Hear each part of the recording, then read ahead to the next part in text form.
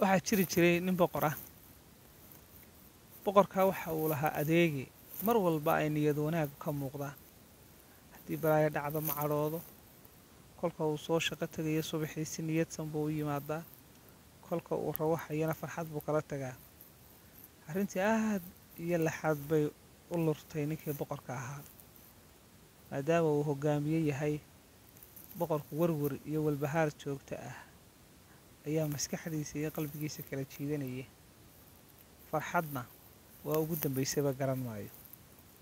arrintii baa dhibtay. wuxuu horta ninkan inoo yimaadaa maxaa horta waxaanoo farxada ugu wacan.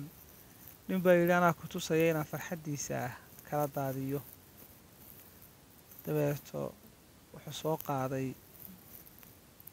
100 dirham.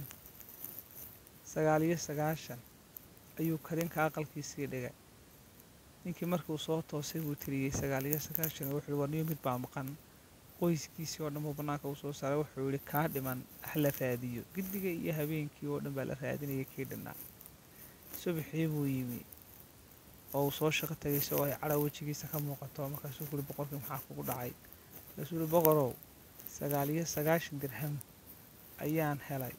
kii boqolaad baan giddiga iyo xalay raadinayay oon ku hurda seego arrintaasaan ka cadhaysnaa. aadamuhu nuxurka ay sheekadani tabinaysaa waxa weeye aadamuhu deeqda uu haysta iyo galladda inta uu haystaa uma muuqato. mar walba midhka maqan ayuunbaa niyaddiisa ku weyn. inta uu haysta ma yidhahdo war alxamdulilaahi nimcaad haysataaye waxaa kaa maqanna way iman. laakiin waxaa ku weyn oo uu isu tartarciyaa midhka maqan sidii uu heli lahaa. waxaad haysato ku qanac. waxa maqanina way iman doonaan insha allah. asalaamu calaykum waraxmatullaahi wabarakaatu.